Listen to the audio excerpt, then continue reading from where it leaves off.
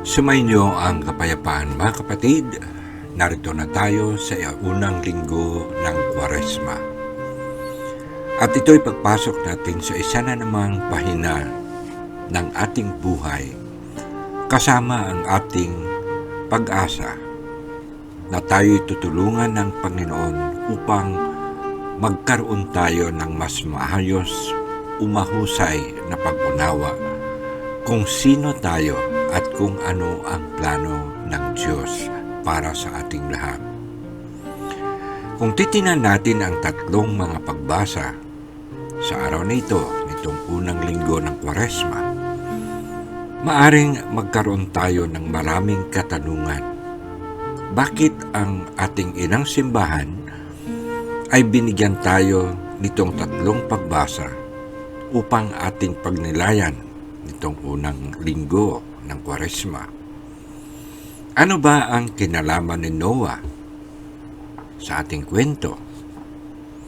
Bakit si Jesus ay nasa gitna ng mababangis na mga hayop at ang mga anghel ay naglilingkod sa kanya? Ano ba itong sinasabi ni San Pedro sa ating ikalawang pagbasa? Mga kapatid, kung ating alalahanin, gayong narito pa tayo sa aklat ng Henesis, ang Diyos ang naglikha ng lahat at ang nilikha ng Diyos, lahat ay maganda.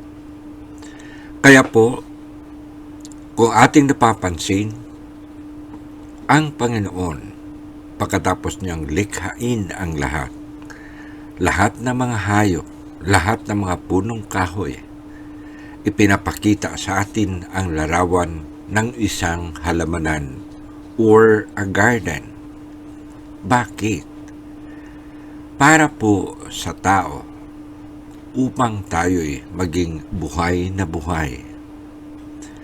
At ito'y buhay dahil nga po tayo ay ginagabayan ng salita ng Diyos na nagmula mismo sa pusong nagmamahal at ng kabutihan niya mismo upang tayo'y maging buhay at tayo po ay buhay na buhay.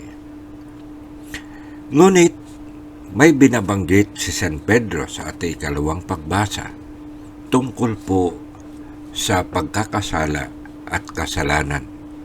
Ano nga ba ang kasalanan?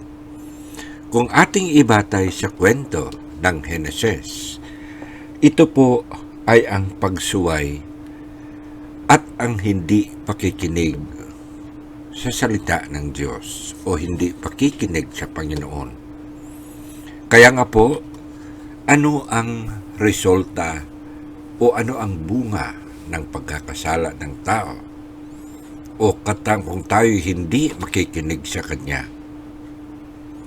Ito po ay magresulta na magkaroon ng kompromiso ang nilikha ng Diyos at magsisimula po ang pag-aaway-away at paglalaban-laban, ang galit, ang pagdududa at pagkahiwa-hiwalay.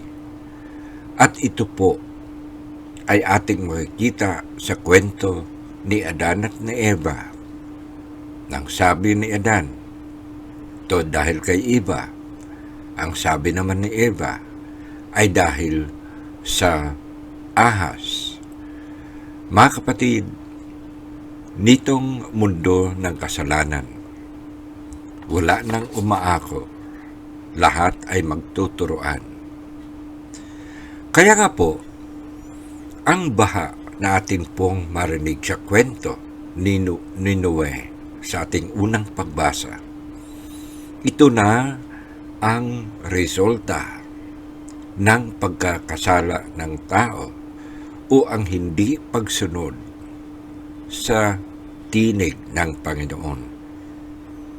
Huwag nating isipin na ang Diyos ay isang istriktong tagapagturo o kaya parang isang ina na napaka-istrikto, kundi dahil sa kanyang kabutihan, tayo ay kanyang ginagabayan. Pero nasasanay tayo na huwag sundin ang Diyos kundi sundin ang ating mga sarili. Kaya po, ang baha ay isang paglilinis na ginawa ng Diyos at kasama dito ang arka ni Noe na kung saan ipinapakita sa atin that this is the microcosm of the God's preservation at ang remnant na kung tawagin natin ng nilikha ng Diyos ay dinala ni Noe at isinakay sa kanyang arka. Kung baga sabihin, ang Diyos ay gumawa na naman ng paraan upang lahat ay pagtipunin at ito po ang inilalarawan sa kwento tungkol kay Noe. Sa mga kapatid, dito natin nakikita that God is always giving us a rescue operation. Sa pamamagitan ng arka ni Noe, pinagtipon niya ang kanyang mga nilikha at nagkaroon sila ng tipan. At pagkatapos po ng baha, dapat silang lahat ay lumabas at mamuhay o gamitin ang kanilang buhay upang sila ay magiging anak ng Diyos. Kaya nga po, narinig natin na sa pamamagitan ng Israel, ang bayan ng Diyos, dito matututo ang mga tao kung paano sambahin ang Panginoon o ang makikipag-ugnayan sa Diyos. Kung baka sabihin, ang Israel is a corporate kind of Noah's Ark na kung saan kinikilala ang Diyos at sinusunod ang kanyang kalooban. Sa mga kapatid, dito po ipinalarawan sa atin sa Ebanghelyo ang tungkol kay Jesus, na siya ang pinaka-arka at siya ang pinaka-Noe, na ipinapakita sa atin ng Ebanghelyo ni San Marcos. Ang Ebanghelyo ni San Marcos, itong unang linggo ng Kwaresma, ay hindi katulad ng iba na binibigyang diin ang pagsubok ng Panginoong Hesus ng dyablo. Dito, simple lang ang kanyang pananalita. Ang Panginoong Hesus ay dinala ng Espiritu sa disyerto. Bakit disyerto? Mga kapatid, ito ay naglalarawan na ang nilikha ng Diyos, kung ito ay masisira dahil sa kasalanan, ito ay magiging ilang na puok o magiging disyerto. At sa pamamagitan ng muli ng maligtasing paggawa ng Panginoon or the rescue operation of God, pinadala niya ang kanyang anak. At saan siya nagpunta? Siya ay pumasok sa disyerto o sa gitna ng mga pagkakasala ng mga tao upang ang disyerto ay gawin muli na halamanan. At napansin po natin na si Jesus ay nasa gitna ng mga maiilap na mga hayop at may mga anghel na naglilingkod sa kanya. Ano ang ipinapakita dito larawan?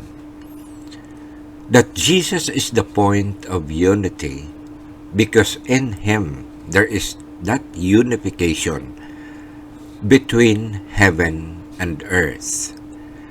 Kaya po, sa pamamagitan ng ating Panginoong Hesus, ang lahat ay pagkakaisahin muli.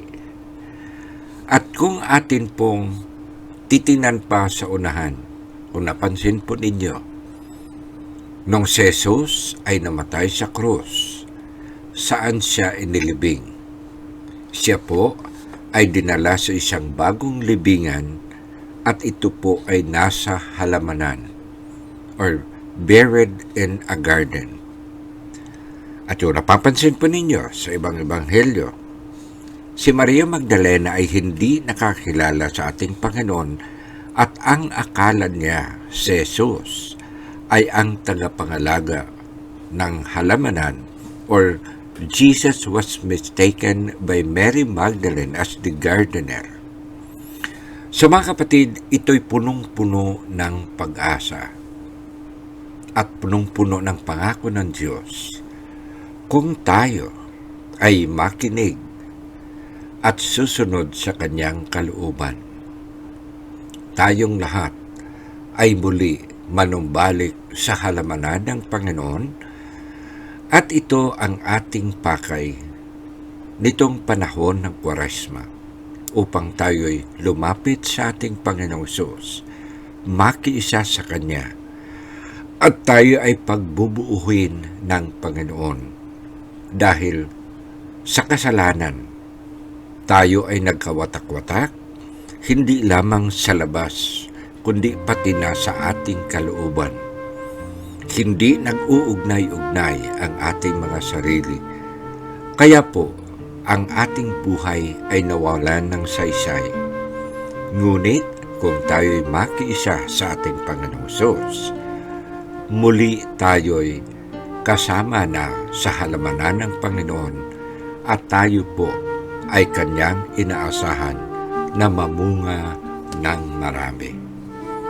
Sa mga kapatid, naway sa panahon ng Kwaresmang ito, tayo ay magiging totoong kaisa ni Kristo, at huwag nating sayangin ang pagkakataon upang tayo mamuhay sa kalooban ng Diyos at tayo'y magkaroon ng bunga na magpa sa walang hanggan.